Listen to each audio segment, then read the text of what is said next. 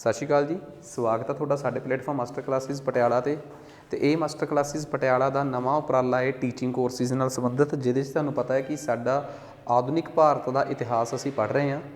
ਤੁਸੀਂ ਕਿਸੇ ਵੀ ਪੇਪਰ ਦੀ ਤਿਆਰੀ ਵਾਸਤੇ ਇਹਨਾਂ ਕਲਾਸਾਂ ਨੂੰ ਲਾ ਸਕਦੇ ਹੋ, ਠੀਕ ਹੈ। ਬਟ ਸਪੈਸ਼ਲ ਤੌਰ 'ਤੇ ਅਸੀਂ ਇਹ ਮਾਸਟਰ ਕੈਡਰ ਦੇ PS ਟੈਟ ਦੇ ਲੈਵਲ ਦੀਆਂ ਕਲਾਸਾਂ ਤਿਆਰ ਕੀਤੀਆਂ ਹੋਈਆਂ ਨੇ।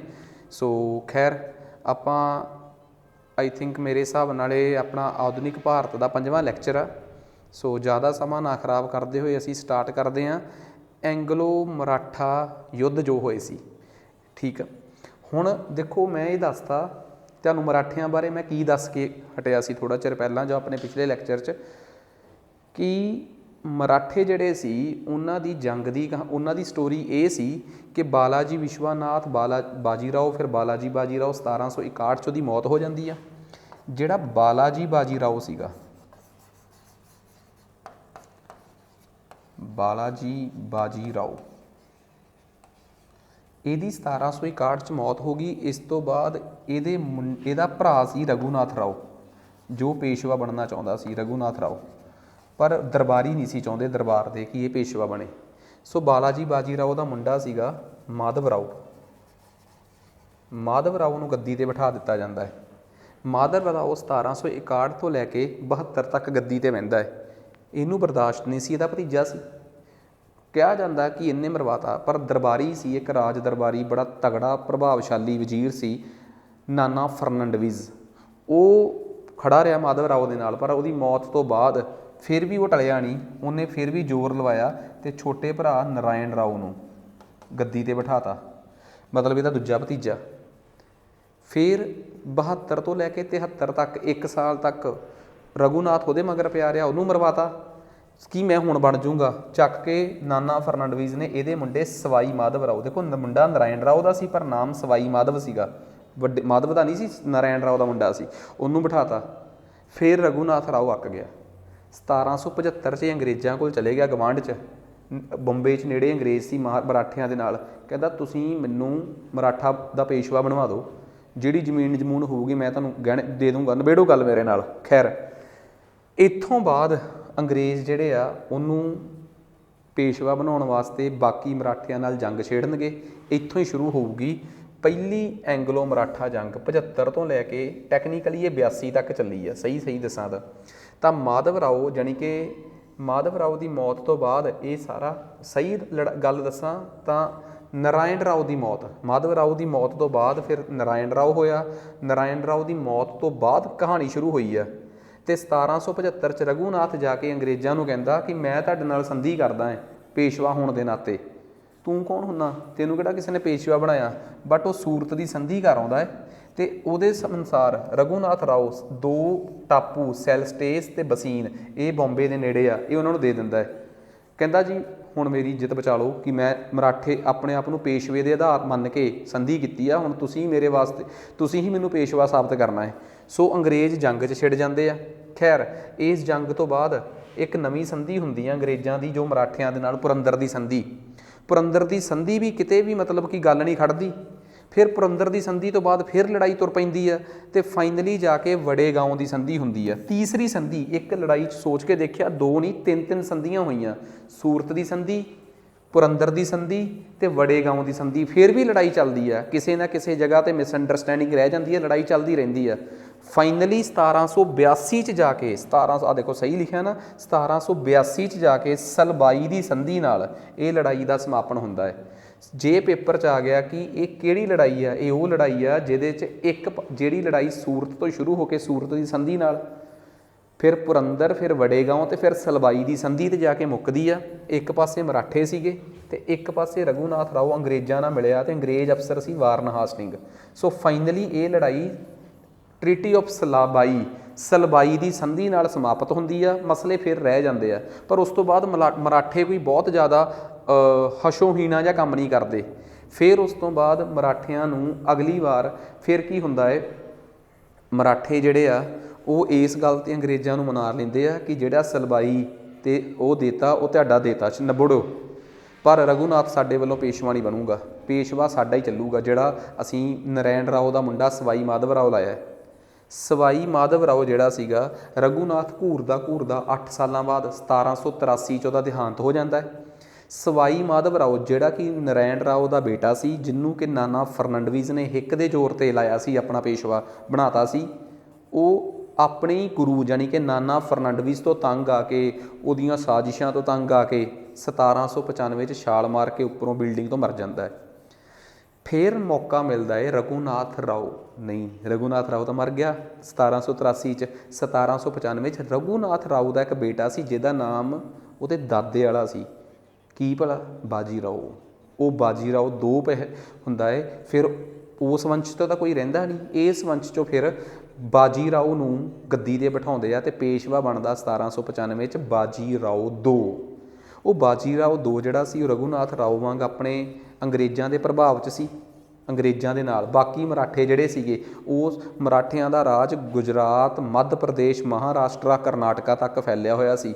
ਅਤੇ ਕਈ ਵੰਸ਼, ਇੱਕ ਵੰਸ਼ ਹੋਲਕਰ ਸੀ, ਇੱਕ ਸ਼ਿੰਦੇ ਵੰਸ਼ ਸੀ, ਇੱਕ ਸਿੰਧਿਆ ਸੀਗਾ, ਇੱਕ ਵੰਸ਼ ਗਾਇਕਵਾੜ ਸੀ, ਇੱਕ ਗੋਖਲੇ ਵੰਸ਼ ਸੀਗਾ। ਇਹ ਕਿੰਨੇ ਵੰਸ਼ ਨੇ ਜਿਹੜੇ ਕਿ ਮਰਾਠਿਆਂ ਦੇ ਅੰਦਰ ਸੀ, ਕੋਈ ਗੁਜਰਾਤ 'ਚ, ਕੋਈ ਮੱਧ ਪ੍ਰਦੇਸ਼, ਕੋਈ ਮਹਾਰਾਸ਼ਟਰਾ ਵਾਲੀ ਸਾਈਡ, ਕੋਈ ਥੱਲੜੇ ਮਹਾਰਾਸ਼ਟਰਾ, ਕੋਈ ਕਰਨਾਟਕਾ, ਵਿਚਰੇ ਖਿਲਰੇ ਸੀ। ਇਹਨਾਂ 'ਚੋਂ ਹੀ ਇੱਕ ਵੰਸ਼ ਪੇਸ਼ਵਿਆਂ ਦਾ ਸੀਗਾ। ਪੇਸ਼ਵੇ ਹੁਣ ਬਹੁਤ ਤਾਕਤਵਰ ਨਹੀਂ ਸੀ, ਬਹੁਤ ਵੱਖਰੇ ਵੱਖਰੇ ਜਿਹੜੇ ਮਰਾਠੇ ਸੀ, ਗਾਇਕਵਾੜ, ਗੋਖਲੇ, ਇਹ ਮਿਲ ਕੇ ਅੰਗਰੇਜ਼ਾਂ ਨਾਲ ਲੜਦੇ ਸੀ। 1795 'ਚ ਬਾਜੀ ਰਾਓ ਦੂਜਾ, ਜੋ ਕਿ ਰਘੂਨਾਥ ਰਾਓ ਦਾ ਬੇਟਾ ਸੀ, ਉਹ ਜਦੋਂ ਮਾਧਵ ਰਾਓ ਦੀ ਮੌਤ, ਸਵਾਈ ਮਾਧਵ ਰਾਓ, ਜਿਹਨੂੰ ਲੋਕ ਮਾਧਵ ਰਾਓ ਦੂਜਾ ਵੀ ਕਹਿ ਦਿੰਦੇ ਆ, ਕਿਉਂਕਿ ਮਾਧਵ ਰਾਓ ਪਹਿਲਾਂ ਵੀ ਹੋਇਆ ਨਾ, ਤਾਂ ਚਾਚਾ ਵੀ ਇੱਕ, ਸੋ ਉਸ ਤੋਂ ਬਾਅਦ ਤਾਂ ਕਹਿੰਦੇ ਆ 1795-96 'ਚ ਬਣ ਗਿਆ। 1800 'ਚ ਬਾਕੀ ਦੇ ਮਰਾਠੇ ਰਘੂਨਾਥ ਰਾਓ ਦੇ ਬੇਟੇ ਬਾਜੀ ਰਾਓ ਦੋ ਨੂੰ ਤੰਗ ਕਰਨ ਲੱਗ ਪਏ। ਉਹ ਅੰਗਰੇਜ਼ਾਂ ਕੋਲ ਗਿਆ 1801 'ਚ। ਉਸ ਟਾਈਮ ਅੰਗਰੇਜ਼ ਸੀ ਵੈਲਸਲੇ, ਅਫਸਰ ਜਿਹੜਾ ਸੀਗਾ। ਅਫਸਰਾਂ ਦੇ ਨਾਮ ਹੀ ਪੜ੍ਹਾਊਂਗਾ ਮੈਂ, ਇੱਕ ਲੈਕਚਰ ਆਊਗਾ ਅੰਗਰੇਜ਼ਾਂ ਦੇ ਗਵਰਨਰ ਜਨਰਲ। ਉਹਨਾਂ ਨੂੰ ਜਾ ਕੇ ਕਹਿੰਦਾ ਜੀ ਮੈਨੂੰ ਆਪਣੇ ਅਧੀਨ ਹੀ ਕਰ ਲਓ। ਖੈਰ ਅੰਗਰੇਜ਼ਾਂ ਨੇ ਉਹਨੂੰ ਲਾਲਚ ਦਿੱਤਾ ਕਿ ਤੂੰ ਸਾਡੇ ਨਾਲ ਸਹਾਇਕ ਗੱਠਜੋੜ ਦੀ ਸੰਧੀ ਕਰ। ਅੰਗਰੇਜ਼ਾਂ ਦੀ ਇਹ ਸੰਧੀ ਬਾਰੇ ਮੈਂ ਪੜ੍ਹਾਊਂਗਾ। ਤੁਸੀਂ ਸੁਣਿਆ ਡਾਕਟਰਾਈਨ ਆਫ ਲੈਪਸ, ਹੜੱਪਣ ਦੀ ਨੀਤੀ, ਸਬਸਿਡਰੀ ਅਲਾਇੰਸ, ਮਤਲਬ ਕਿ ਆਪਣੀ ਸਹਾਇਕ ਗੱਠਜੋੜ ਦੀ ਨੀਤੀ, ਰਿੰਗ ਫੈਂਸ, ਘੇਰਾਬੰਦੀ ਦੀ ਨੀਤੀ, ਇਹ ਅੰਗਰੇਜ਼ਾਂ ਦੀਆਂ ਕੁਛ ਨੀਤੀਆਂ ਰਹੀਆਂ ਨੇ, ਪੜ੍ਹਾਊਂਗਾ ਮੈਂ ਅੱਗੇ ਜਾ ਕੇ। ਖੈਰ ਅੰਗਰੇਜ਼ਾਂ ਨੇ ਬੜੀ ਚਲਾਕੀ ਨਾਲ ਬਾਜੀ ਰਾਓ ਦੋ ਦੇ ਨਾਲ, ਅੰਗਰੇਜ਼ਾਂ ਨੇ ਉਹਦੇ ਨਾਲ ਬਸੀਨ ਦੇ ਵਿੱਚ ਬੈਠ ਕੇ, ਬਸੀਨ 'ਚ ਬੈਠ ਕੇ ਗੱਠਜੋੜ ਸੰਧੀ ਕਰ ਲਈ। ਲੋਕ ਇਹਨੂੰ ਕਹਿੰਦੇ ਆ ਬਸੀਨ ਦੀ ਸੰਧੀ। ਬਸੀਨ ਦੀ ਸੰਧੀ ਅੰਗਰੇਜ਼ਾਂ ਨੇ ਕਰ ਲਈ ਬਾਜੀ ਰਾਓ ਦੋ ਨਾਲ, ਕਿ ਅੱਜ ਤੋਂ ਬਾਅਦ ਤੂੰ ਸਾਡੇ ਅਧੀਨ ਆ, ਤੇਰੇ ਵੱਲ ਕੋਈ ਅੱਖ ਚੱਕ ਕੇ ਨਹੀਂ ਦੇਖ ਸਕਦਾ। ਬਸ ਐਡੀ ਗੱਲ ਸੀ। ਬਾਕੀ ਦੇ ਮਰਾਠੇ ਕਹਿੰਦੇ ਆ ਮਰਾਠਾ ਹੋ ਕੇ ਨੀਵਾਂ ਹੋ ਕੇ ਆ ਗਿਆ। ਬਾਕੀ ਦੇ ਮਰਾਠਿਆਂ ਨੇ ਉਹਦੇ 'ਤੇ ਹਮਲਾ ਕਰਤਾ ਅਤੇ ਉਹਨੂੰ ਬਚਾਉਣ ਦੀ ਖਾਤਰ ਅੰਗਰੇਜ਼ ਆਏ। ਇੱਥੋਂ ਸ਼ੁਰੂ ਹੁੰਦੀ ਆ ਦੂਜੀ ਐਂਗਲੋ ਮਰਾਠਾ ਜੰਗ। ਇਸ ਐਂਗਲੋ ਮਰਾਠਾ ਜੰਗ 'ਚ ਅੰਗਰੇਜ਼ ਇਕੱਲੇ ਨੂੰ ਹਰਾਉਂਦੇ ਆ। ਕਿਹਨਾਂ ਨੂੰ? ਸਿੰਧਿਆਂ ਨੂੰ ਵੀ ਹਰਾ ਦਿੰਦੇ ਆ, ਭੌਂਸਲਿਆਂ ਨੂੰ ਵੀ ਹਰਾ ਦਿੰਦੇ ਆ, ਹੋਲਕਰਾਂ ਨੂੰ ਵੀ ਹਰਾ ਦਿੰਦੇ ਆ, ਸਭ ਨੂੰ ਹਰਾ ਦਿੰਦੇ ਆ। ਸਿੰਧਿਆਂ ਨੂੰ ਹਰਾ ਕੇ ਅੰਗਰੇਜ਼ ਉਹਨਾਂ ਨਾਲ ਸਰਜੀ ਅਰਜਨ ਗਾਉਂ ਦੀ ਸੰਧੀ ਕਰਦੇ ਆ ਪਿੰਡ 'ਚ ਬਹਿ ਕੇ। ਭੌਂਸਲਿਆਂ ਨੂੰ ਹਰਾ ਕੇ ਦੇ ਗਾਉਂ ਦੀ ਸੰਧੀ ਕਰਦੇ ਆ। ਹੋਲਕਰਾਂ ਨੂੰ ਹਰਾ ਕੇ ਰਾਜਘਾਟ ਦੀ ਸੰਧੀ ਕਰਦੇ ਆ। ਸੋ ਪੇਪਰ 'ਚ ਆਉਂਦਾ ਹੁੰਦਾ ਕਿ ਦੂਜੀ ਐਂਗਲੋ ਮਰਾਠਾ ਜੰਗ ਤੋਂ ਬਾਅਦ ਅੰਗਰੇਜ਼ਾਂ ਨੇ ਸਿੰਧਿਆਂ ਨਾਲ ਕਿਹੜੀ ਸੰਧੀ ਕੀਤੀ, ਹੋਲਕਰਾਂ ਨਾਲ ਕਿਹੜੀ ਕੀਤੀ, ਰੱਟੇ ਮਾਰ ਲਿਓ। ਉਸ ਤੋਂ ਬਾਅਦ ਅੰਗਰੇਜ਼ ਸਾਰਿਆਂ ਨੂੰ ਹਰਾ ਦਿੰਦੇ ਆ ਅਤੇ ਬਾਜੀ ਰਾਓ ਦੋ ਨੂੰ ਕਹਿੰਦੇ ਦੇਖ ਬਈ ਲੈ ਨਜ਼ਾਰਾ, ਕੀਤੀ ਨਾ ਗੱਲਬਾਤ ਤੇਰੇ ਨਾਲ। ਸੋ ਹੁਣ ਜਿਹੜਾ ਮਰਾਠਾ ਉਹ ਸੀਗਾ ਆਪਣਾ ਪੇਸ਼ਵਾ ਦੋ, ਉਹ ਹੁਣ ਅੰਗਰੇਜ਼ਾਂ ਦੇ ਅੱਗੇ ਭਿੱਜੀ ਬਿੱਲੀ ਬਣ ਕੇ ਬਹਿ ਗਿਆ, ਕਿਉਂਕਿ ਉਹਨਾਂ ਨੂੰ ਪਤਾ ਸੀ ਕਿ ਬਚਾਇਆ ਮੈਨੂੰ ਇਹਨਾਂ ਨਹੀਂ ਆ, ਅਤੇ ਮੈਂ ਤਾਂ ਇਹਨਾਂ ਦੇ ਖਿਲਾਫ ਕਦੀ ਸੋਚ ਵੀ ਨਹੀਂ ਸਕਦਾ ਲੜਨ ਦਾ। 10 ਸਾਲ ਐਂ ਕੱਟਦਾ, 10-12 ਸਾਲ। 1817 'ਚ ਇੱਕ ਵਾਰੀ ਹਿੰਮਤ ਕਰਦਾ ਮੈਂ ਅੰਗਰੇਜ਼ਾਂ ਤੋਂ ਆਜ਼ਾਦ ਹੋ ਹੀ ਜਾਵਾਂ, ਪਰ ਨਹੀਂ, ਹੁਣ ਬਹੁਤ ਦੂਰ ਹੋ ਚੁੱਕਿਆ ਸੀ ਕੰਮ। ਅੰਗਰੇਜ਼ ਜਿਹੜੇ ਸੀਗੇ, ਅੰਗਰੇਜ਼ਾਂ ਦਾ ਭੰਡਾਰੀਆਂ ਨਾਲ ਯੁੱਧ ਚੱਲ ਰਿਹਾ ਸੀ। ਭੰਡਾਰੀ ਕੌਣ ਸੀਗੇ? ਕਹਿੰਦੇ ਮਰਾਠਿਆਂ ਦੇ ਇਲਾਕੇ 'ਚ ਨਾ, ਮਰਾਠਿਆਂ ਦੇ ਇਲਾਕੇ ਦੇ ਵਿੱਚ ਇੱਕ ਨਾ ਥੋੜ੍ਹੇ ਜਿਹੇ ਚੋਰੀ ਕਰਕੇ ਜਾਂ ਲੁੱਟ ਖੋਹ ਕਰਕੇ ਪਲਣ ਵਾਲੀ ਇੱਕ ਬਰਾਦਰੀ ਸੀ, ਭੰਡਾਰੀਜ਼। ਉਹ ਭੰਡਾਰੀ ਜਿਹੜੇ ਸੀਗੇ ਉਹ ਮਰਾਠਿਆਂ ਦੇ ਸੈਨਿਕ ਵੀ ਹੁੰਦੇ ਸੀ। ਜਦੋਂ ਮਰਾਠੇ ਲੜਨ ਜਾਂਦੇ ਸੀ, ਭੰਡਾਰੀਆਂ ਨੂੰ ਲੈ ਜਾਂਦੇ ਸੀ ਨਾਲ ਕਿ ਤੁਸੀਂ ਵੀ ਲੁੱਟ ਖੋਹ ਕਰ ਲਿਓ, ਅਤੇ ਇਹਦੇ ਨਾਲ ਪਰ ਤੁਸੀਂ ਸਾਡੇ ਇਲਾਕੇ 'ਚ ਅਮਨ ਚੈਨ ਬਣਾ ਕੇ ਰੱਖਣਾ ਹੈ। ਭੰਡਾਰੀਆਂ ਦਾ ਮਰਾਠਿਆਂ ਨਾਲ ਵਧੀਆ ਕੰਮ ਚੱਲਦਾ ਸੀ। ਮਰਾਠੇ ਜਦੋਂ ਵੀ ਕਿਸੇ ਦੂਜੇ ਦੇਸ਼ ਲੜਨ ਜਾਂਦੇ ਸੀ, ਭੰਡਾਰੀਆਂ ਨੂੰ ਲੈ ਜਾਂਦੇ ਸੀ, ਲੜ ਕੇ ਲੁੱਟ ਖੋਹ ਲਿਆਉਂਦੇ ਸੀ, ਫਿਰ ਉਹ ਆਪਣਾ ਖਾਂਦੇ ਸੀ, ਅਤੇ ਮਰਾਠਿਆਂ ਦੇ ਇਲਾਕੇ 'ਚ ਉਹ ਕੋਈ ਐਵੇਂ ਦੀ ਊਚ ਨੀਚ ਨਹੀਂ ਸੀ ਕਰਦੇ। ਜਦੋਂ ਦੇ ਮਰਾਠਿਆਂ ਦੇ ਅਧੀਨ ਅੰਗਰੇਜ਼ ਆ ਗਏ, ਮਰਾਠੇ ਅੰਗਰੇਜ਼ਾਂ ਦੇ ਅਧੀਨ ਆ ਗਏ, ਲੜਾਈਆਂ ਘੱਟ ਹੋ ਗਈਆਂ। ਫਿਰ ਉਸ ਤੋਂ ਬਾਅਦ ਭੰਡਾਰੀ ਔਖੇ ਹੋ ਗਏ, ਉਹ ਮਰਾਠਿਆਂ ਨੂੰ ਕਹਿਣ ਤੁਸੀਂ ਸਾਨੂੰ ਲੈ ਕੇ ਨਹੀਂ ਜਾਂਦੇ ਲੜਨ 'ਚ। ਉਹ ਕਹਿੰਦਾ ਹੁਣ ਕਿਹੜੀਆਂ ਲੜਾਈਆਂ, ਹੁਣ ਤਾਂ ਅੰਗਰੇਜ਼ ਆ। ਭੰਡਾਰੀ ਕਹਿੰਦੇ ਫਿਰ ਠੀਕ ਆ, ਪਹਿਲਾਂ ਅਸੀਂ ਅੰਗਰੇਜ਼ਾਂ ਨੇ 2-2 ਹੱਥ ਕਰ ਲਈਏ। ਅੰਗਰੇਜ਼ਾਂ ਨੂੰ ਭੰਡਾਰੀਆਂ ਨਾਲ ਸਿੱਧੀ ਟੱਸਲ ਸੀ। ਸਲਮਾਨ ਖਾਨ ਇੱਕ ਫਿਲਮ ਭੰਡਾਰੀਆਂ 'ਤੇ ਬਣਾਈ ਵੀ ਉਹਨਾਂ ਨੇ ਸ਼ਾਇਦ। ਫਿਰ ਉਸ ਤੋਂ ਬਾਅਦ ਮਰਾਠੇ ਜਿਹੜੇ ਸੀਗੇ ਉਹਨਾਂ ਨੂੰ ਭੰਡਾਰੀਆਂ ਨੇ ਕਿਹਾ ਕਿ ਸਾਡੇ ਨਾਲ ਮਿਲ ਕੇ ਅੰਗਰੇਜ਼ਾਂ ਨਾਲ ਲੜ ਕੇ ਦੇਖ ਇੱਕ ਵਾਰ, ਕੀ ਪਤਾ ਆਪਾਂ ਇਹਨਾਂ ਨੂੰ ਹਰਾਈ ਦਈਏ। ਇੱਥੇ ਬਾਜੀਰਾਓ ਦੋ ਇੱਕ ਕੋਸ਼ਿਸ਼ ਕਰਦਾ ਹੈ ਕਿ ਅੰਗਰੇਜ਼ਾਂ ਦੇ ਨਾਲ ਲੜਦਾ ਹੈ, ਠੀਕ ਆ, ਕਿ ਮਰਾਠਿਆਂ ਦਾ ਇਹੀ ਕਹਾਣੀ। ਬਾਜੀਰਾਓ ਦੋ ਇਸ ਲੜਾਈ ਦੇ ਵਿੱਚ ਮਤਲਬ ਕਿ ਕਈ ਹੋਰ ਦੂਜਿਆਂ ਨਾਲ ਮਿਲ ਕੇ, ਹੋਲਕਰਾਂ ਨਾਲ, ਭੌਂਸਲਿਆਂ ਨਾਲ ਮਿਲ ਕੇ ਲੜਾਈ ਛੇੜਦਾ ਹੈ। ਪਰ ਇਸ ਲੜਾਈ ਤੋਂ ਬਾਅਦ ਅੰਗਰੇਜ਼ ਸਭ ਨੂੰ ਹਰਾ ਦਿੰਦੇ ਆ ਅਤੇ ਤੀਜੀ ਐਂਗਲੋ ਸਿੱਖ ਜੰਗ 1818 'ਚ ਖਤਮ ਹੁੰਦੀ ਆ। 1 ਜਨਵਰੀ 1818 ਨੂੰ ਅੰਗਰੇਜ਼ਾਂ ਨੇ ਬੜੀ ਇਤਿਹਾਸਕ ਲੜਾਈ ਲੜੀ। ਤੀਜੀ ਐਂਗਲੋ ਸਿੱਖ ਜੰਗ ਦੀ ਜਿਹੜੀ ਤੀਜੀ ਐਂਗਲੋ ਮਰਾਠਾ ਜੰਗ ਦੀ ਸਭ ਤੋਂ ਵੱਡੀ ਲੜਾਈ ਆ, ਉਹ ਭੀਮ ਕੋਰੇਗਾਂਵ ਪਿੰਡ 'ਚ ਹੋਈ ਸੀ, ਮਹਾਰਾਸ਼ਟਰਾ 'ਚ। ਉੱਥੇ ਕਹਿੰਦੇ ਆ ਕਿ ਅੰਗਰੇਜ਼ਾਂ ਦੀ ਸੈਨਾ 'ਚ ਜਿਹੜੇ ਵੀ ਲੋਕ ਸੀਗੇ ਨਾ ਕੋਰੇਗਾਂਵ ਪਿੰਡ ਦੇ, ਉਹ ਦਲਿਤ ਸਮਾਜ ਸੀ, ਮਹਾਰਜ। ਉਹਨਾਂ ਮਾਹਰਾਂ ਨੇ ਅੰਗਰੇਜ਼ਾਂ ਵੱਲੋਂ ਮਰਾਠਿਆਂ ਦੇ ਨਾਲ ਲੜਾਈ ਕੀਤੀ ਸੀ। ਮਰਾਠੇ ਉਹਨਾਂ ਨੂੰ ਨਾਕਾਬਲ ਕਹਿ ਕੇ, ਦਲਿਤ ਕਹਿ ਕੇ ਆਪਣੀ ਸੈਨਾ 'ਚ ਸ਼ਾਮਲ ਨਹੀਂ ਸੀ ਕਰਦੇ, ਉਹ ਅੰਗਰੇਜ਼ਾਂ ਦੀ ਸੈਨਾ 'ਚ ਸ਼ਾਮਲ ਹੋਏ। ਇਹਦੇ ਕਰਕੇ ਵੀ ਮਰਾਠਿਆਂ ਦਾ ਬਹੁਤ ਜ਼ਿਆਦਾ ਨੁਕਸਾਨ ਹੋਇਆ, ਠੀਕ ਆ। ਫਿਰ ਅੰਗਰੇਜ਼ਾਂ ਨੇ ਬੜੀ ਚਲਾਕੀ ਕੀਤੀ ਅਤੇ ਉੱਥੋਂ ਬਾਜੀਰਾਓ ਦੋ ਨੂੰ ਕੱਢ ਕੇ ਕਹਿੰਦੇ ਚੱਲ ਤੂੰ ਕਾਨਪੁਰ। ਉੱਥੇ ਉਹਨੂੰ ਕੱਚੀ ਪੱਕੀ ਜੀ ਸਿਆਸਤ ਦੇ ਕੇ ਪੱਕੇ ਤੌਰ 'ਤੇ ਬਿਠਾਤਾ ਉੱਥੇ, ਅਤੇ ਸਦਾ ਲਈ ਮਰਾਠਵਾੜਾ ਆਪਣੇ ਕਬਜ਼ੇ 'ਚ ਕਰਕੇ, ਜੇ ਉੱਥੇ ਅੰਗਰੇਜ਼ ਆਪ ਕਬਜ਼ਾ ਕਰ ਲੈਂਦੇ ਬਗਾਵਤ ਹੋ ਸਕਦੀ ਸੀ। ਅੰਗਰੇਜ਼ਾਂ ਨੇ ਉੱਥੋਂ ਇੱਕ ਕਮਜ਼ੋਰ ਜਿਹਾ ਕਠਪੁਤਲੀ ਰਾਜਾ ਫੜਿਆ, ਛੱਤਰਪਤੀ ਸ਼ਿਵਾਜੀ ਦੇ ਵੰਸ਼ ਦਾ ਕੋਈ ਰਾਜਾ ਸੀਗਾ, ਠੀਕ ਆ। ਉਹਨੂੰ ਰਸਮੀ ਜਾਂ ਮੁਖੀ ਬਣਾਈ ਰੱਖਿਆ ਅਤੇ ਇਸ ਤੋਂ ਬਾਅਦ ਮੁੱਖ ਤੌਰ 'ਤੇ ਮਰਾਠਿਆਂ ਦਾ ਅਧਿਕਾਰ ਖੇਤਰ ਹੁਣ ਅੰਗਰੇਜ਼ਾਂ ਦੇ ਕਬਜ਼ੇ 'ਚ ਆ ਗਿਆ। ਇਸ ਤਰੀਕੇ ਨਾਲ ਕਿੰਨੀਆਂ ਜੰਗਾਂ ਪੜ੍ਹਾਈਆਂ ਮੈਂ ਤੁਹਾਨੂੰ, ਪਹਿਲੀ ਐਂਗਲੋ ਮਰਾਠਾ ਜੰਗ, ਦੂਜੀ ਐਂਗਲੋ ਮਰਾਠਾ ਜੰਗ ਅਤੇ ਤੀਜੀ। ਪਹਿਲੀ, ਦੂਜੀ ਅਤੇ ਤੀਜੀ। ਪਹਿਲੀ 'ਚ ਹੋਈਆਂ 5 ਸੰਧੀਆਂ, 4 ਸੰਧੀਆਂ, ਸੂਰਤ, ਪੁਰੰਦਰ, ਵੱਡੇਗਾਉਂ ਅਤੇ ਸਲਬਾਈ। ਦੂਜੀ 'ਚ ਬਸੀਨ ਦੀ ਸੰਧੀ ਮਸ਼ਹੂਰ ਆ, ਅਤੇ ਤੀਜੀ 'ਚ ਸੰਧੀ ਕੀ ਹੋਣੀ ਸੀ, ਪੇਸ਼ਵਾ ਬਾਜੀਰਾਓ ਦੋ ਨੂੰ ਕੱਢ ਕੇ ਕਿੱਥੇ ਭੇਜ ਦਿੱਤਾ ਗਿਆ, ਕਾਨਪੁਰ। ਇਸ ਤਰੀਕੇ ਨਾਲ ਮਰਾਠਵਾੜਾ ਜਾਂ ਮਰਾਠਿਆਂ ਦਾ ਇਲਾਕਾ ਕੰਟਰੋਲ 'ਚ ਆ ਗਿਆ। ਸਿੱਖਾਂ ਦੇ ਨਾਲ ਅੰਗਰੇਜ਼ਾਂ ਨੇ ਕੀ ਕੀਤੀ। 1839 ਸਿੱਖ ਪੰਥ ਦੇ ਸ਼ਾਸਕ ਸੀਗੇ ਮਹਾਰਾਜਾ ਰਣਜੀਤ ਸਿੰਘ। ਉਹਨਾਂ ਦੀ ਮੌਤ ਤੱਕ ਤਾਂ ਅੰਗਰੇਜ਼ਾਂ ਨੇ ਨਹੀਂ ਸਿੱਧੇ ਤੌਰ 'ਤੇ ਪੰਗਾ ਲਿਆ। ਉਹਨਾਂ ਦੀ ਮੌਤ ਤੋਂ ਬਾਅਦ 4-5 ਸਾਲਾਂ ਦੇ ਅੰਦਰ ਸਿੱਖ ਸਮਾਜ ਜਾਂ ਸਿੱਖ ਰਾਜ ਆਪ ਹੀ ਹਿੱਲ ਗਿਆ। ਲਾਹੌਰ ਦਾ ਦਰਬਾਰ ਕਿਵੇਂ, ਰਣਜੀਤ ਸਿੰਘ ਦੀ ਮੌਤ ਤੋਂ ਬਾਅਦ ਉਹਦਾ ਮੁੰਡਾ ਖੜਕ ਸਿੰਘ ਰਾਜਾ ਬਣਦਾ ਹੈ, ਉਹਦੀ ਮੌਤ ਹੋ ਜਾਂਦੀ ਹੈ ਸ਼ਰਾਬ ਪੀਣ ਕਰਕੇ। ਉਹਦਾ ਬੇਟਾ, ਉਹਦਾ ਵੀ ਮੁੰਡਾ ਰਣਜੀਤ ਸਿੰਘ ਦਾ ਪੋਤਾ ਨੌਨਿਹਾਲ ਰਾਜਾ ਬਣਦਾ ਹੈ, ਉਹਦੀ ਬੜੀ ਭੇਦ ਭਰੀ ਹਾਲਤ 'ਚ ਮੌਤ ਹੋ ਜਾਂਦੀ ਹੈ। ਅਤੇ ਦੂਜਾ ਮੁੰਡਾ ਸ਼ੇਰ ਸਿੰਘ ਰਾਜਾ ਬਣਦਾ ਹੈ, ਉਹਦਾ ਕਤਲ ਹੋ ਜਾਂਦਾ ਹੈ। ਅਤੇ ਉਸ ਤੋਂ ਬਾਅਦ ਪਿਸ਼ੌਰਾ ਸਿੰਘ ਨੇ ਰਾਜਾ ਬਣਨਾ ਸੀ, ਪਰ ਕਿਹਾ ਜਾਂਦਾ ਹੈ ਕਿ ਰਾਣੀ ਜਿੰਦ ਕੌਰ ਦਾ ਭਰਾ ਜਵਾਹਰ ਸਿੰਘ ਉਹਦਾ ਕਤਲ ਕਰ ਦਿੰਦਾ ਹੈ ਕਿ ਮੇਰੇ ਭਾਣਜੇ ਦਲੀਪ ਸਿੰਘ ਨੂੰ ਗੱਦੀ ਮਿਲ ਜੇ, ਅਤੇ ਗੱਦੀ ਦਲੀਪ ਸਿੰਘ ਨੂੰ ਮਿਲ ਜਾਂਦੀ ਹੈ। ਇੰਨਾ ਪਰਿਵਾਰ ਦੇ ਅੰਦਰ ਸਾਜ਼ਿਸ਼ਾਂ ਦਾ ਦੌਰ ਚੱਲਿਆ, ਹਾਲਾਤ ਉੱਪਰ ਥੱਲੇ ਹੋਏ ਕਿ ਅੰਗਰੇਜ਼ਾਂ ਨੂੰ 1845 'ਚ ਲਾਰਡ ਹੜਿੰਗੇ, ਜਿਹੜਾ ਉਸ ਟਾਈਮ ਭਾਰਤ 'ਚ ਗਵਰਨਰ ਸੀ, ਅਫਸਰ ਸੀ, ਟੁੰਡੀ ਲਾਟ ਇਸ ਕਰਕੇ ਕਹਿੰਦੇ ਸੀ, ਉਹਦੀ ਬਾਂਹ ਵੱਢੀ ਹੋਈ ਸੀ। ਉਹਨੇ 1845 ਤੋਂ ਲੈ ਕੇ 46 ਦੇ ਵਿੱਚ, ਦਸੰਬਰ ਤੋਂ ਲੈ ਕੇ ਫਰਵਰੀ, 3 ਮਹੀਨਿਆਂ ਦੇ ਅੰਦਰ ਮੁਦਕੀ ਦੀ ਲੜਾਈ ਲੜੀ ਪਹਿਲਾਂ, ਅਤੇ ਫਿਰ ਫਿਰੋਜ਼ਸ਼ਾਹ ਦੀ ਲੜਾਈ ਲੜੀ।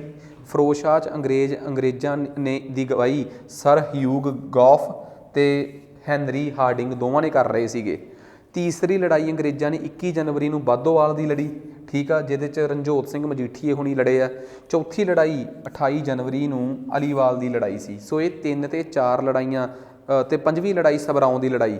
ਸਭਰਾਉਂ ਦੀ ਲੜਾਈ ਇੱਕ ਕਹਿ ਲਓ ਕਿ ਇੱਕ ਅਜਿਹੀ ਲੜਾਈ ਸੀ ਜਿਹਦੇ 'ਚ ਫੈਸਲਾ ਹੀ ਹੋ ਗਿਆ, ਕਿਉਂਕਿ ਇਸ ਲੜਾਈ ਦੇ ਵਿੱਚ ਨਾ 2 ਜਾਣੇ, ਲਾਲ ਸਿੰਘ ਜੋ ਵਜ਼ੀਰ ਸੀ ਅਤੇ ਤੇਜ ਸਿੰਘ ਜੋ ਉਸ ਟਾਈਮ ਕਮਾਂਡਰ ਸੀ, ਦੋਵੇਂ ਸਿੱਖਾਂ ਵੱਲ ਤਾਂ ਸੀਗੇ ਪਰ ਇਹ ਗਦਾਰ ਨਿਕਲੇ।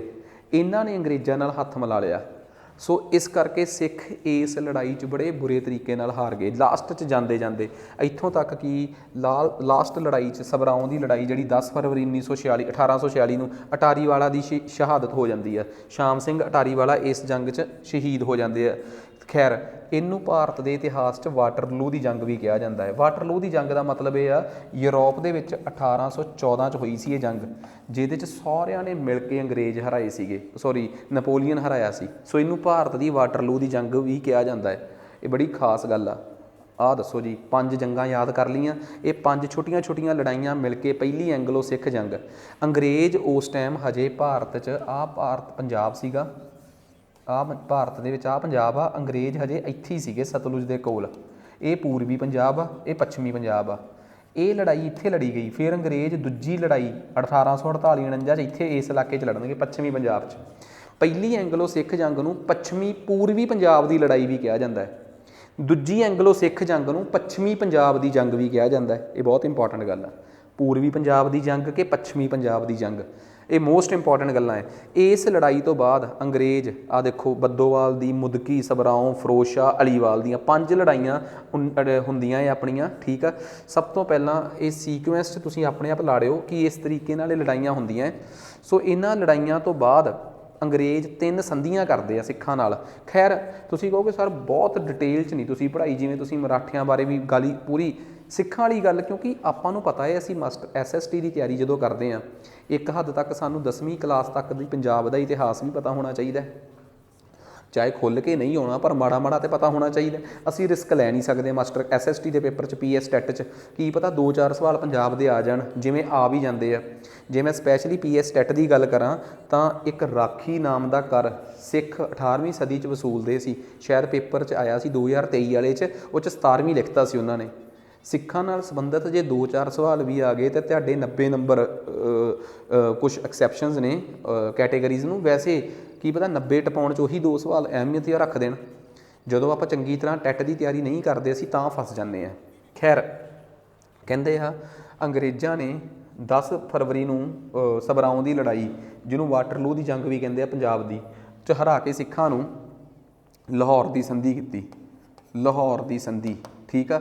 ਲਾਹੌਰ ਦੀ ਸੰਧੀ ਇਹਨਾਂ ਨੇ ਕੀਤੀ ਸਿੱਖਾਂ ਨਾਲ 9 ਮਾਰਚ ਨੂੰ, ਅਤੇ ਸਿੱਖਾਂ ਤੋਂ ਸਾਰੇ ਦਾ ਸਾਰਾ ਰਾਜ ਭਾਗ ਖੋਇਆ ਕਿਵੇਂ। ਉਹਨਾਂ ਨੂੰ ਸਿੱਖਾਂ ਨੂੰ ਕਿਹਾ ਕਿ ਅੱਜ ਤੋਂ ਬਾਅਦ ਲਾਹੌਰ 'ਚ ਸਾਡਾ ਇੱਕ ਅੰਗਰੇਜ਼ ਏਜੰਟ ਬੈਠੂਗਾ, ਜਿਹਨੂੰ ਅਸੀਂ ਹੈਨਰੀ ਲਾਰੈਂਸ ਕਹਾਂਗੇ। ਦੂਜੀ ਗੱਲ, ਸਿੱਖ ਆਪਣਾ ਸਤਲੁਜ ਤੋਂ ਲੈ ਕੇ ਬਿਆਸ ਦੇ ਵਿਚਲਾ ਦੁਆਬ ਸਾਨੂੰ ਦੇਣਗੇ, ਕਸ਼ਮੀਰ ਵੀ ਸਾਨੂੰ ਦੇਣਗੇ, ਇੰਨੇ ਪੈਸੇ ਸਾਨੂੰ ਦੇਣਗੇ। ਨਾਲੇ ਅੱਜ ਤੋਂ ਬਾਅਦ ਸਿੱਖਾਂ ਦਾ ਰਾਜਾ ਉਹ ਦਲੀਪ ਸਿੰਘ ਜਿਹੜਾ ਏ, ਉਹ ਹੋਊਗਾ ਰਾਣੀ ਜਿੰਦਾ ਉਹ ਹੋਊਗੀ ਉਹਦੀ, ਮਤਲਬ ਕਿ ਉਹਨੂੰ ਸਾਂਭ ਸੰਭਾਲੀ ਹੋਊਗੀ। ਅਤੇ ਸਾਰਾ ਰਾਜ ਭਾਗ ਜਿਹੜਾ ਏ ਉਹ 'ਚ ਵਿਦੇਸ਼ੀ ਕਿਸੇ ਨਾਲ ਤੁਸੀਂ ਸੰਬੰਧ ਨਹੀਂ ਬਣਾ ਸਕਦੇ। ਵਿਦੇਸ਼ੀਆਂ ਨਾਲ ਸੰਬੰਧ ਤੁਸੀਂ ਸਾਡੇ ਏਜੰਟ ਹੈਨਰੀ ਲਾਰੈਂਸ ਨੂੰ ਪੁੱਛ ਕੇ ਨਹੀਂ ਬਣਾ ਸਕਦੇ ਹੋ। ਇਹਨੂੰ ਕਹਿੰਦੇ ਆ ਲਾਹੌਰ ਦੀ ਸੰਧੀ। 11 ਮਾਰਚ 'ਚ ਇਸ ਸੰਧੀ 'ਚ ਕੁਛ ਚੀਜ਼ਾਂ ਹੋਰ ਐਡ ਕਰ ਦਿੱਤੀਆਂ ਗਈਆਂ, ਐਕਸਟੈਂਡਡ ਵਰਜ਼ਨ ਆ ਗਿਆ ਇਹਦਾ। ਪਹਿਲਾਂ ਕਿਹਾ ਸੀ ਕਿ ਲਾਹੌਰ ਹੁਣੇ ਸ਼ਾਂਤੀ ਹੁੰਦੇ, ਮਤਲਬ ਕਿ ਅੰਗਰੇਜ਼ ਸੈਨਾ ਇੱਥੋਂ ਨਿਕਲ ਜੂਗੀ। 11 ਤਰੀਕ ਨੂੰ ਕਹਿੰਦੇ ਹਜੇ ਮਾਹੌਲ ਨਹੀਂ, ਅਸੀਂ ਸੈਨਾ ਇੱਥੋਂ ਨਹੀਂ ਕੱਢ ਸਕਦੇ। ਸੋ ਇਹ ਐਕਸਟੈਂਡਡ ਵਰਜ਼ਨ ਸੀ ਲਾਹੌਰ ਦੀ ਸੰਧੀ ਦਾ। ਫਿਰ ਆਈ 16 ਮਾਰਚ 1846, ਇੱਥੇ ਹੋਈ ਅੰਮ੍ਰਿਤਸਰ ਦੀ ਸੰਧੀ। ਸਿੱਖਾਂ ਨਾਲ ਨਹੀਂ ਹੋਈ, ਅੰਗਰੇਜ਼ਾਂ ਦਾ ਪਹਿਲੀ ਐਂਗਲੋ ਸਿੱਖ ਜੰਗ ਦੇ ਵਿੱਚ ਗੁਲਾਬ ਸਿੰਘ ਡੋਗਰੇ ਨੇ ਸਾਥ ਦਿੱਤਾ ਸੀਗਾ। ਖੈਰ ਉਹ ਗਦਾਰ ਸੀ ਕਿ ਨਹੀਂ, ਇਹਦਾ ਮੈਂ ਇੱਥੋਂ ਤੱਕ ਹੀ ਗੱਲ ਕਹਿ ਸਕਦਾ, ਉਹ ਖੁੱਲ੍ਹ ਕੇ ਗਿਆ ਸੀ ਕਿ ਮੈਂ ਹੁਣ ਅੰਗਰੇਜ਼ਾਂ ਨਾਲ ਚੱਲਿਆ ਮਿਲਣ। ਉਹਨੇ ਲਾਲ ਸਿੰਘ ਅਤੇ ਤੇਜ ਸਿੰਘ ਵਾਂਗ ਅੰਦਰ ਖਾਤੇ ਮਦਦ ਨਹੀਂ ਸੀ ਕੀਤੀ। ਡੋਗਰਿਆਂ ਤੋਂ ਖੁਸ਼ ਸੀਗੇ ਅੰਗਰੇਜ਼। ਸੋ ਲਾਲ ਸਿੰਘ ਜਿਹੜਾ ਆਪਣਾ ਗੁਲਾਬ ਸਿੰਘ ਡੋਗਰਾ ਸੀ, ਅੰਗਰੇਜ਼ਾਂ ਨੇ 75 ਲੱਖ ਰੁਪਈਆ ਲੈ ਕੇ ਜਿਹੜਾ ਕਸ਼ਮੀਰ ਸਿੱਖਾਂ ਤੋਂ ਖੋਇਆ ਸੀਗਾ ਉਹਨੂੰ ਦੇਤਾ। ਅੰਮ੍ਰਿਤਸਰ ਦੀ ਸੰਧੀ ਨਾਲ 16 ਮਾਰਚ 1846 ਨੂੰ ਸਿੱਖਾਂ ਕੋਲ ਚਲੇ ਗਏ, ਸਿੱਖਾਂ ਕੋਲੋਂ ਅੰਗਰੇਜ਼ਾਂ ਤੱਕ, ਅਤੇ ਅੰਗਰੇਜ਼ਾਂ ਤੋਂ ਬਾਅਦ ਹੁਣ ਕਸ਼ਮੀਰ ਜਿਹੜਾ ਸੀ ਡੋਗਰਿਆਂ ਕੋਲ ਚਲੇ ਗਿਆ। ਫਿਰ ਦਸੰਬਰ 1846 'ਚ 8 ਕੁ ਮਹੀਨਿਆਂ ਬਾਅਦ ਅੰਗਰੇਜ਼ ਭੱਦੋਵਾਲ ਦੀ ਸੰਧੀ ਕਰਦੇ ਆ, ਭੈਰੋਵਾਲ ਦੀ ਸੰਧੀ ਹੁੰਦੀ ਆ। ਭੈਰੋਵਾਲ ਦੀ ਸੰਧੀ 'ਚ ਅੰਗਰੇਜ਼ ਕਹਿੰਦੇ ਆ ਕਿ 8-9 ਮਹੀਨੇ ਅਸੀਂ ਦੇਖ ਲਏ, ਰਾਣੀ ਜਿੰਦ ਕੌਰ ਨਹੀਂ ਚਲਾ ਪਾ ਰਹੀ ਰਾਜ ਭਾਗ। ਅੱਜ ਤੋਂ ਬਾਅਦ ਰਾਜ ਭਾਗ 8 ਸਿੱਖਾਂ ਦੇ 8 ਪਤਵੰਤੇ ਸਿੱਖਾਂ ਦੀ ਇੱਕ ਟੀਮ ਚਲਾਊਗੀ, ਜਿਹੜੀ ਆਪਣੀ ਸਲਾਹ ਹੈਨਰੀ ਲਾਰੈਂਸ ਨੂੰ ਦਿਆ ਕਰੂਗੀ, ਜਿਹੜਾ ਉੱਥੇ ਏਜੰਟ ਬੈਠਾ ਹੈ, ਅਤੇ ਉਹ ਏਜੰਟ ਉਹਨਾਂ ਦੇ ਨਾਲ ਮਿਲ ਕੇ ਰਾਜ ਭਾਗ ਚਲਾਊਗਾ। ਸੋ ਭੈਰੋਵਾਲ ਦੀ ਸੰਧੀ 'ਚ ਦਲੀਪ ਸਿੰਘ ਦੀਆਂ ਤਾਕਤਾਂ ਖਤਮ ਕਰ ਦਿੱਤੀਆਂ ਗਈਆਂ ਸੀ। ਦਸੰਬਰ ਦੀ ਸ਼ਾਇਦ 10-11 ਤਰੀਕ ਸੀ 1846। ਇਸ ਤੋਂ ਬਾਅਦ ਅੰਗਰੇਜ਼ਾਂ ਨੇ 1847-48 'ਚ ਭਾਰਤ ਤੇ ਸ਼ਿਕੰਜਾ ਕੱਸਣਾ, ਪੰਜਾਬ ਤੇ ਸ਼ਿਕੰਜਾ ਕੱਸਣਾ ਹੋਰ ਸ਼ੁਰੂ ਕਰਤਾ। ਸਿੱਖ ਬਹੁਤ ਦੁਖੀ ਹੋ ਗਏ। ਜਿਹੜਾ ਹੈਨਰੀ ਲਾਰੈਂਸ ਸੀ ਪੰਜਾਬ 'ਚ ਏਜੰਟ, ਉਹ ਬਿਮਾਰ ਪੈ ਗਿਆ। ਉਹਦੀ ਜਗ੍ਹਾ ਕਿ ਫੈਡਰਿਕ ਕਿਊਰੀ ਨਵਾਂ ਏਜੰਟ ਭੇਜਿਆ। ਭਾਰਤ 'ਚ ਅੰਗਰੇਜ਼ਾਂ ਦਾ ਅਫਸਰ ਹੈਨਰੀ ਲਾਰੈਂਸ, ਲਾਰਡ ਹਡਿੰਗੇ ਭਾਰਤ 'ਚ ਅੰਗਰੇਜ਼ਾਂ ਦਾ ਅਫਸਰ ਸੀ। ਜੇ ਮੈਂ ਪਿੱਛੇ ਹੈਨਰੀ ਲਾਰੈਂਸ ਕਹਿ ਤਾ ਤਾਂ ਗਲਤ ਸੀ। ਲਾਰਡ ਹਡਿੰਗੇ ਅੰਗਰੇਜ਼ਾਂ ਦਾ ਭਾਰਤ 'ਚ ਅਫਸਰ ਸੀ। ਹੈਨਰੀ ਲਾਰੈਂਸ ਤਾਂ ਉਹ ਸੀ ਜਿਹਨੂੰ ਪੰਜਾਬ 'ਚ ਏਜੰਟ ਬਣਾ ਕੇ ਭੇਜਿਆ ਸੀ। ਲਾਰਡ ਹਡਿੰਗੇ ਜਿਹਨੂੰ ਟੂੰਡੀ ਲਾਟ ਵੀ ਕਹਿੰਦੇ ਆ, ਉਹਦੀ ਵੀ ਭਾਰਤ 'ਚੋਂ ਬਦਲੀ ਹੋ ਗਈ ਅਫਸਰ ਦੇ ਤੌਰ 'ਤੇ। ਉਹਦੀ ਜਗ੍ਹਾ 'ਤੇ ਡਲਹੌਜ਼ੀ ਆ ਗਿਆ ਅਤੇ ਪੰਜਾਬ 'ਚ ਏਜੰਟ ਦੇ ਤੌਰ 'ਤੇ ਹੈਨਰੀ ਲਾਰੈਂਸ ਵੀ ਬਦਲ ਗਿਆ ਅਤੇ ਉਹਦੀ ਜਗ੍ਹਾ 'ਤੇ ਫੈਡਰਿਕ ਕਿਊਰੀ ਆ ਗਿਆ। ਡਲਹੌਜ਼ੀ ਭਾਰਤ ਦੇ ਵਿੱਚ ਪੰਜਾਬ ਨੂੰ ਜਲਦੀ ਅੰਗਰੇਜ਼ਾਂ ਦੇ ਭਾਰਤ 'ਚ ਮਰਜ ਕਰਨਾ ਚਾਹੁੰਦਾ ਸੀ, ਮਿਲਾਉਣਾ ਚਾਹੁੰਦਾ ਸੀ। ਫਿਰ ਇਸੇ ਕਰਕੇ ਹੀ 1848-49 'ਚ ਨਵੰਬਰ, ਦਸੰਬਰ, ਜਨਵਰੀ 'ਚ ਲੜਾਈ ਹੋਈ, ਦੂਜੀ ਐਂਗਲੋ ਸਿੱਖ ਜੰਗ, ਜਿਹਦੇ 'ਚ ਸਭ ਤੋਂ ਪਹਿਲਾਂ ਰਾਮਨਗਰ ਦੀ ਲੜਾਈ ਹੋਈ। ਇਹ ਪੱਛਮੀ ਪੰਜਾਬ 'ਚ ਲਾਹੌਰ ਦੇ ਨੇੜੇ ਦੀਆਂ ਲੜਾਈਆਂ ਨੇ, ਕਿਉਂਕਿ ਹੁਣ ਤੱਕ ਅੰਗਰੇਜ਼ ਲਾਹੌਰ ਦੇ ਨੇੜੇ ਪਹੁੰਚ ਗਏ ਆ। 6 ਨਵੰਬਰ ਨੂੰ ਸ਼ੇਰ ਸਿੰਘ ਅਟਾਰੀ ਵਾਲਾ ਅਤੇ ਅੰਗਰੇਜ਼ਾਂ ਦੇ ਲਾਰਡ ਗੌਫ ਦੇ ਵਿੱਚ ਲੜਾਈ ਹੋਈ। ਝਨਾਬ ਨੇੜੇ ਰਾਮਨਗਰ 'ਚ ਇਹ ਲੜਾਈ ਹੋਈ, ਠੀਕ ਆ, ਅਤੇ ਸਿੱਖਾਂ ਨੇ ਅੰਗਰੇਜ਼ਾਂ ਨੂੰ ਹਰਾਤਾ। 13 ਜਨਵਰੀ 1849 ਨੂੰ ਚਿਲਿਆਂਵਾਲਾਂ ਦੀ ਲੜਾਈ ਤੇ ਲਾਰਡ ਗਾਫ ਅਤੇ ਚਤਰ ਸਿੰਘ ਵਿਚਕਾਰ ਹੋਈ, ਜਿਹੜਾ ਕਿ ਉਸ ਟਾਈਮ ਹਜ਼ਾਰੋਂ ਦਾ ਰਾਜਾ ਸੀ। ਹਜ਼ਾਰੋਂ ਸਿੱਖਾਂ ਦੇ ਨੇੜੇ ਦਾ ਹੀ ਇੱਕ ਇਲਾਕਾ ਸੀਗਾ, ਉਹ ਵੀ ਸਿੱਖਾਂ ਦਾ ਸਾਥੀ ਸੀ। ਸੋ ਇਸ ਲੜਾਈ ਦੇ ਵਿੱਚ ਲਾਸਟ 'ਚ ਆ ਕੇ ਲਾਰਡ ਗਾਫ ਦੀ ਜਗ੍ਹਾ ਸਰ ਚਾਰਲਸ ਨੈਪੀਅਰ ਆਇਆ ਅਤੇ ਇਸ ਲੜਾਈ 'ਚ ਥੋੜ੍ਹਾ ਜਿਹਾ ਅੰਗਰੇਜ਼ ਨੁਕਸਾਨ ਕਰਾਉਣ ਤੋਂ ਬਚ ਗਏ। ਤੀਜੀ ਲੜਾਈ ਮੁਲਤਾਨ ਦੀ ਲੜਾਈ ਹੋਈ, ਕਿਉਂਕਿ ਉਸ ਟਾਈਮ ਜਿਹੜਾ ਮੁਲਤਾਨ ਦਾ ਨਵਾਬ ਸੀ ਮੂਲ ਰਾਜ, ਉਹ ਵੀ ਬਗਾਵਤੀ ਹੋ ਗਿਆ ਸੀ ਅੰਗਰੇਜ਼ਾਂ ਦੇ ਖਿਲਾਫ, ਠੀਕ ਆ। ਉਹਨੇ ਇਹ ਲੜਾਈ ਜਿਹੜੀ ਸੀਗੀ ਉਹ ਮਤਲਬ ਕਿ ਚੱਲੀ, ਤਾਂ ਫਾਈਨਲੀ ਉਹਨੇ ਲੜਾਈ 'ਚ ਆਤਮ ਸਮਰਪਣ ਕਰਤਾ, ਕਿਉਂਕਿ ਉਹਦੇ ਹੱਥੋਂ ਕਈ ਅੰਗਰੇਜ਼ ਮਰ ਗਏ ਸੀ ਅਤੇ ਅੰਗਰੇਜ਼ ਜਿਹੜੇ ਸੀ ਉਹ ਸਿੱਧੇ ਤੌਰ 'ਤੇ ਉਹਦੀ ਜਾਨ ਦੇ ਦੁਸ਼ਮਣ ਬਣ ਗਏ। ਫਾਈਨਲੀ ਫਿਰ ਅੰਗਰੇਜ਼ਾਂ ਨੇ ਪੰਜਾਬ ਦਾ, ਗੁਜਰਾਤ ਦਾ ਇਲਾਕਾ ਆ ਪਾਕਿਸਤਾਨ ਵਾਲੇ ਪੰਜਾਬ 'ਚ, ਉੱਥੇ ਇੱਕ ਨਿਰਣਾਇਕ ਲੜਾਈ 21 ਫਰਵਰੀ 1849 ਨੂੰ ਲੜੀ ਅਤੇ ਸਿੱਖਾਂ ਨੂੰ ਇਸ ਲੜਾਈ ਦੇ ਵਿੱਚ ਸ਼ਿਕਸਤ ਦਾ ਸਾਹਮਣਾ ਕਰਨਾ ਪਿਆ, ਕਿਉਂਕਿ ਸਿੱਖ ਕਮਜ਼ੋਰ ਹੋ ਚੁੱਕੇ ਸੀ, ਤਾਕਤ ਨਹੀਂ ਸੀ ਰਹੀ ਹੁਣ, ਮਤਲਬ ਸੈਨਾ ਇੰਨੀ ਤਾਕਤਵਰ ਨਹੀਂ ਸੀ ਰਹੀ। ਇਸ ਲੜਾਈ 'ਚ ਅੰਗਰੇਜ਼ਾਂ ਨੇ ਮਤਲਬ ਤੋਪਾਂ ਵਗੈਰਾ ਵਰਤੀਆਂ ਅਤੇ ਲੋਕ ਇਹਨੂੰ ਬੈਟਲ ਆਫ ਗਨਜ਼, ਬੰਦੂਕਾਂ ਦੀ ਲੜਾਈ ਦੇ ਨਾਮ ਨਾਲ ਜਾਣਦੇ ਆ। ਬਹੁਤ ਖਤਰਨਾਕ ਲੜਾਈ ਸੀਗੀ ਇਹ ਪੂਰਬੀ ਪੰਜਾਬ ਦੀਆਂ ਲੜਾਈਆਂ ਨੇ ਚਾਰੇ। ਇਹਨਾਂ ਚਾਰਾਂ ਲੜਾਈਆਂ 'ਚ ਸਭ ਤੋਂ ਅਹਿਮ ਲੜਾਈ ਗੁਜਰਾਤ ਦੀ, ਪਹਿਲੀ ਐਂਗਲੋ ਸਿੱਖ ਜੰਗ 'ਚ ਅਹਿਮ ਲੜਾਈ ਸਭਰਾਉਂ ਦੀ। ਇਸ ਲੜਾਈ ਤੋਂ ਬਾਅਦ ਅੰਗਰੇਜ਼ਾਂ ਨੇ ਰਾਵਲਪਿੰਡੀ ਦੇ ਵਿੱਚ ਸਿੱਖਾਂ ਦਾ ਸਰੈਂਡਰ ਕਰਵਾਇਆ 29 ਮਾਰਚ 1849 ਨੂੰ। ਰਾਵਲਪਿੰਡੀ ਦੇ ਵਿੱਚ ਸਿੱਖਾਂ ਨੇ ਫਾਈਨਲੀ ਸਰੈਂਡਰ ਕੀਤਾ ਅਤੇ ਪੰਜਾਬ ਪੂਰੇ ਤਰੀਕੇ ਨਾਲ ਅੰਗਰੇਜ਼ਾਂ ਦੇ ਅਧੀਨ ਆ ਗਿਆ। ਫਿਰ ਆਪਾਂ ਅੰਗਰੇਜ਼ਾਂ ਦੇ ਅਧੀਨ ਜੋ ਪੰਜਾਬ ਆਇਆ ਉਹਨੂੰ ਪੜ੍ਹਦੇ ਹਾਂ ਕਿ ਪੰਜਾਬ ਦੇ ਵਿੱਚ ਇੱਕ ਬੋਰਡ ਗਠਿਤ ਕੀਤਾ ਗਿਆ, ਪ੍ਰੈਜ਼ੀਡੈਂਸੀ ਬੋਰਡ, ਅਤੇ ਉਹਦੇ 'ਚ 3 ਮੈਂਬਰੀ ਬੋਰਡ ਸੀਗਾ। ਹੈਨਰੀ ਲਾਰੈਂਸ ਮੁਖੀ ਸੀ, ਉਹਦਾ ਛੋਟਾ ਭਰਾ ਜੌਨ ਲਾਰੈਂਸ ਅਤੇ ਇੱਕ ਚਾਰਲਸ ਮੈਂਸਲ ਨਾਮ ਦੇ 2 ਮੈਂਬਰ ਸੀ ਉਹਦੇ 'ਚ, ਠੀਕ ਆ। ਖੈਰ ਇਹ ਬੋਰਡ 29 ਮਾਰਚ 1849 ਨੂੰ ਗਠਿਤ ਕਰ ਦਿੱਤਾ ਗਿਆ। ਇਸ ਤਰੀਕੇ ਨਾਲ ਇਹ 4 ਜੰਗਾਂ, ਪਹਿਲੀ ਲੜਾਈ ਪਹਿਲੀ ਲੜਾਈ ਰਾਮਨਗਰ ਦੀ, ਫਿਰ ਉਸ ਤੋਂ ਬਾਅਦ ਚਿਲਿਆਂਵਾਲਾਂ ਦੀ ਲੜਾਈ, ਉਸ ਤੋਂ ਬਾਅਦ ਮੁਲਤਾਨ ਦੀ ਲੜਾਈ ਅਤੇ ਚੌਥੀ ਲੜਾਈ ਗੁਜਰਾਤ ਦੀ, ਇਹ 4 ਲੜਾਈਆਂ ਦੂਜੀ ਐਂਗਲੋ ਸਿੱਖ ਜੰਗ 'ਚ ਅਤੇ 5 ਲੜਾਈਆਂ ਆਈ ਥਿੰਕ 4 ਹੀ ਪਹਿਲੀ ਐਂਗਲੋ ਸਿੱਖ ਜੰਗ 'ਚ ਅਹਿਮ ਨੇ, ਠੀਕ ਆ। ਸੋ ਇਹ ਪੇਪਰ 'ਚ ਆ ਜਾਂਦੀਆਂ ਹੁੰਦੀਆਂ ਜੰਗਾਂ, ਸੋ ਆਪਾਂ ਨੂੰ ਇਹਦੇ ਬਾਰੇ ਪਤਾ ਚੰਗੀ ਤਰ੍ਹਾਂ ਹੋਣਾ ਚਾਹੀਦਾ। ਖੈਰ ਇੱਥੋਂ ਤੱਕ ਆਪਾਂ ਨੂੰ ਇਹ ਗੱਲ ਸਮਝ ਆ ਗਈ ਕਿ ਬਈ ਅੰਗਰੇਜ਼ਾਂ ਦੇ ਨਾਲ ਮਰਾਠਿਆਂ ਨੂੰ ਅੰਗਰੇਜ਼ਾਂ ਨੇ ਆਪਣੇ ਅਧੀਨ ਕਿਵੇਂ ਕੀਤਾ, ਅਤੇ ਉਸ ਤੋਂ ਬਾਅਦ ਅਗਲੀ ਚੀਜ਼ ਆਪਣੇ ਸਮਝ 'ਚ ਆ ਜਾਂਦੀ ਆ ਕਿ ਅੰਗਰੇਜ਼ਾਂ ਨੇ ਉਹਨਾਂ ਨੂੰ ਸਿੱਖਾਂ ਨੂੰ ਆਪਣੇ ਅਧੀਨ ਕਿਵੇਂ ਕੀਤਾ। ਇਸ ਤੋਂ ਬਾਅਦ ਅਗਲੀ ਚੀਜ਼ ਜਿਹੜੀ ਆ ਉਹ ਆਪਣੇ ਲਈ ਇਹ ਪੜ੍ਹਨੀ ਜ਼ਰੂਰੀ ਆ ਕਿ ਅਫਗਾਨਿਸਤਾਨ ਨੂੰ ਅੰਗਰੇਜ਼ਾਂ ਨੇ ਆਪਣੇ ਅਧੀਨ ਕਿਵੇਂ ਕੀਤਾ, ਠੀਕ ਆ। ਸੋ ਇਹ ਗੱਲ ਹੋ ਗਈ। ਫਿਰ ਉਸ ਤੋਂ ਬਾਅਦ ਅੰਗਰੇਜ਼ਾਂ ਦੀਆਂ ਬਰਮਾ ਦੇ ਨਾਲ ਲੜਾਈਆਂ ਹੋ ਗਈਆਂ। ਖੈਰ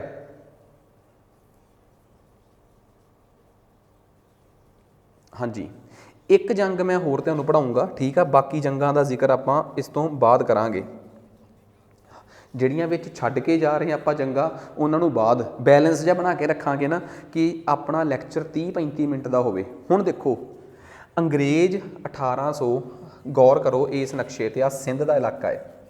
1839 ਤੱਕ ਆਹ ਸਾਰਾ ਪੰਜਾਬ ਸੀਗਾ, ਆਹ ਸਾਰਾ ਪੰਜਾਬ ਸੀ 1847 ਤੱਕ। ਜ਼ਿਆਦਾ ਹੋ ਗਿਆ ਪਰ ਥੋੜ੍ਹਾ ਜਿਹਾ ਘੱਟ ਪੰਜਾਬ ਸੀ। ਪੰਜਾਬ ਰਣਜੀਤ ਸਿੰਘ ਦੇ ਕਬਜ਼ੇ 'ਚ ਸੀ। ਅੰਗਰੇਜ਼ ਸਿੰਧ 'ਤੇ ਕਬਜ਼ਾ ਕਰਨਾ ਚਾਹੁੰਦੇ ਸੀ। ਰਣਜੀਤ ਸਿੰਘ ਕਹਿੰਦਾ ਫਿਰ ਮੈਂ ਕਰੂੰਗਾ। ਅੰਗਰੇਜ਼ਾਂ ਨੇ ਤੇ ਰਣਜੀਤ ਸਿੰਘ ਨੇ ਅਤੇ ਅੰਗਰੇਜ਼ਾਂ ਨੇ ਇੱਕ ਸਮਝੌਤਾ ਕਰ ਲਿਆ ਕਿ ਆਪਾਂ ਸਿੰਧ 'ਤੇ ਕਬਜ਼ਾ ਹੀ ਨਹੀਂ ਕਰਦੇ। ਰਣਜੀਤ ਸਿੰਘ ਦੀ ਡੈਥ ਤੋਂ ਬਾਅਦ, ਉਹਨਾਂ ਦੀ ਮੌਤ ਤੋਂ ਬਾਅਦ ਅੰਗਰੇਜ਼ਾਂ ਦੇ ਮਨ 'ਚ ਲਾਲਚ ਆ ਗਿਆ ਕਿ ਹੁਣ ਤਾਂ ਰਣਜੀਤ ਸਿੰਘ ਨਹੀਂ ਰਿਹਾ, ਉਹਦਾ ਪਰਿਵਾਰ ਆਪਸ 'ਚ ਦੋ ਦੋ ਹੱਥ ਹੋ ਰਿਹਾ, ਕਿਉਂ ਨਾ ਸਿੰਧਾਂ 'ਤੇ ਕਬਜ਼ਾ ਕੀਤਾ ਜਾਵੇ। ਸੋ ਉਹਨਾਂ ਸਮਿਆਂ 'ਚ ਸਿੰਧਾਂ 'ਤੇ ਅਮੀਰ ਵੰਸ਼ ਦਾ ਰਾਜ ਸੀ। ਅਮੀਰ ਕੋਈ ਵੰਸ਼ ਨਹੀਂ ਸੀ, ਉੱਥੋਂ ਦੇ ਨਵਾਬ ਆਪਣੇ ਆਪ ਨੂੰ ਅਮੀਰ ਕਹਿੰਦੇ ਸੀ, ਅਮੀਰਜ਼। ਜਿਵੇਂ ਹੈਦਰਾਬਾਦ ਦੇ ਨਵਾਬ ਆਪਣੇ ਆਪ ਨੂੰ ਨਿਜ਼ਾਮ ਕਹਿੰਦੇ ਸੀ ਨਾ, ਉੱਥੇ ਆਮੀਰ ਕਹਿੰਦੇ ਸੀ। ਸੋ ਉਹ ਆਮੀਰ ਜਿਹੜੇ ਸੀਗੇ, ਉਹਨਾਂ ਨੂੰ 1809 'ਚ ਜਿਹੜਾ ਉਸ ਟਾਈਮ ਇੱਕ ਬੜਾ ਤਗੜਾ ਅਫਸਰ ਸੀ, ਲਾਰਡ ਮਿੰਟੋ, ਭਾਰਤ 'ਚ ਅਫਸਰ ਲਾਰਡ ਮਿੰਟੋ ਸੀ, ਰਣਜੀਤ ਸਿੰਘ ਦੇ ਵੇਲੇ ਵੀ ਸੀਗਾ ਇਹ। ਸੋ ਉਹਨੇ ਮਤਲਬ ਕਿ ਅਮੀਰਾਂ ਵਾਸਤੇ ਇੱਕ ਉਹ ਭੇਜਿਆ, ਮਤਲਬ ਕਿ ਦੂਤ ਭੇਜਿਆ, ਅਤੇ ਉਹਦੇ ਨਾਲ ਉਹਨੇ ਜਾ ਕੇ ਉੱਥੇ ਸੰਧੀ ਕਰ ਲਈ, ਟ੍ਰੀਟੀ ਆਫ ਇੰਟਰਨਲ ਫਰੈਂਡਸ਼ਿਪ, ਸਦੀਵੀ ਦੋਸਤੀ ਦੀ ਸੰਧੀ, ਕਿ ਪੱਕੇ ਦੋਸਤ ਆਪਾਂ। ਅੰਗਰੇਜ਼ਾਂ ਨੇ ਰਣਜੀਤ ਸਿੰਘ ਤੋਂ ਪੁੱਛੇ ਬਿਨਾਂ ਇਹਨਾਂ ਦੇ ਨਾਲ ਇੱਕ ਸਦੀਵੀ ਦੋਸਤੀ ਦੀ ਸੰਧੀ ਕਰ ਲਈ।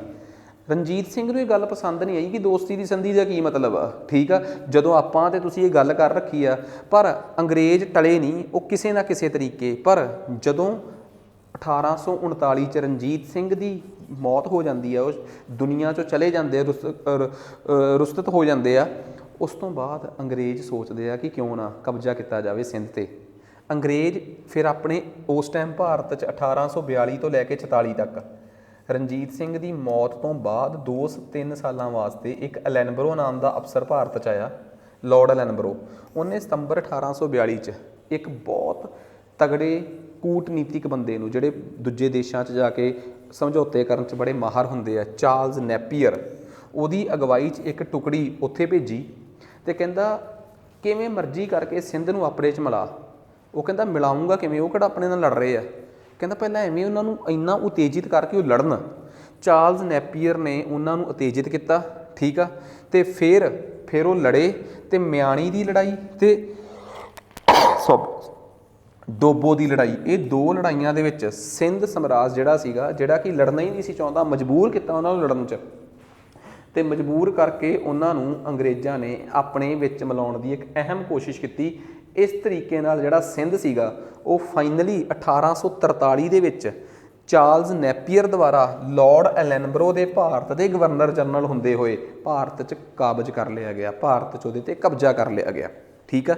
ਇਸ ਤਰੀਕੇ ਨਾਲ ਮੈਂ ਅੱਜ ਦੇ ਲੈਕਚਰ 'ਚ ਪੜ੍ਹਾਇਆ ਅੰਗਰੇਜ਼ਾਂ ਦੀਆਂ ਮਰਾਠਿਆਂ ਨਾਲ ਐਂਗਲੋ ਮਰਾਠਾ ਜੰਗਾਂ, ਫਿਰ ਐਂਗਲੋ ਸਿੱਖ ਯੁੱਧ, ਅਤੇ ਫਿਰ ਐਂਗਲੋ ਸਿੰਧ ਯੁੱਧ। ਸਿੰਧ ਨਾਲ ਤਾਂ ਕੋਈ ਯੁੱਧ ਵੀ ਨਹੀਂ ਹੋਇਆ, ਛੋਟੀਆਂ ਦੋ ਲੜਾਈਆਂ। ਜੇ ਕੋਈ ਮੈਨੂੰ ਕਹੋਗੇ ਲਾਸਟ ਲੈਕਚਰ ਜੰਗਾਂ 'ਤੇ ਅੰਗਰੇਜ਼ਾਂ ਦੇ ਨਾਲ ਕੀ ਹੋਊਗਾ, ਐਂਗਲੋ ਭੂਟਾਨ ਜੰਗਾਂ, ਐਂਗਲੋ ਬਰਮਾ ਜੰਗਾਂ ਅਤੇ ਐਂਗਲੋ ਅਫਗਾਨ ਜੰਗਾਂ, ਅਤੇ ਇੱਕ ਛੋਟੀ ਜਿਹੀ ਲੜਾਈ ਆ ਐਂਗਲੋ ਗੋਰਖਾ ਜੰਗ। ਸੋ ਇਹ ਲੜਾਈਆਂ ਆਪਾਂ ਕੱਲ੍ਹ ਪੜ੍ਹਨੀਆਂ। ਮੇਨ ਲੜਾਈ ਤਾਂ ਸਿਰਫ ਐਂਗਲੋ ਅਫਗਾਨ ਆ। ਥੋੜ੍ਹਾ ਜਿਹਾ ਲੈਕਚਰ 45 ਮਿੰਟ ਤੱਕ ਦਾ ਹੋ ਸਕਦਾ ਹੋਊਗਾ, ਕਿਉਂਕਿ ਦੋ ਲੜਾਈਆਂ ਮੇਨ ਆ ਇਹਦੇ 'ਚ, ਇੱਕ ਬਰਮਾ ਦੇ ਨਾਲ ਜੰਗਾਂ, ਇੱਕ ਅਫਗਾਨਾਂ ਦੇ ਨਾਲ, ਗੋਰਖਿਆਂ ਦੇ ਨਾਲ ਅਤੇ ਭੂਟਾਨ ਵਾਲਿਆਂ ਨਾਲ ਤਾਂ ਉਨਾ ਹੀ ਟਾਈਮ ਲੱਗਣਾ ਜਿੰਨਾ ਸਿੰਧ 'ਤੇ ਲੱਗਿਆ। ਉਮੀਦ ਕਰਦਾ ਕਿ ਤੁਹਾਨੂੰ ਇਹ ਲੈਕਚਰ ਚੰਗੀ ਤਰ੍ਹਾਂ ਕਲੀਅਰ ਹੋ ਗਿਆ ਹੋਊਗਾ, ਠੀਕ ਆ। ਸੋ ਉਮੀਦ ਕਰਦਾ ਕਿ ਕਨਸੈਪਟ ਕਲੀਅਰ ਹੋਏ ਹੋਣਗੇ। ਸੋ ਅੱਜ ਵਾਸਤੇ ਇੰਨਾ ਹੀ ਬਹੁਤ ਆ, ਮਿਲਦੇ ਹਾਂ ਜੀ ਆਪਾਂ।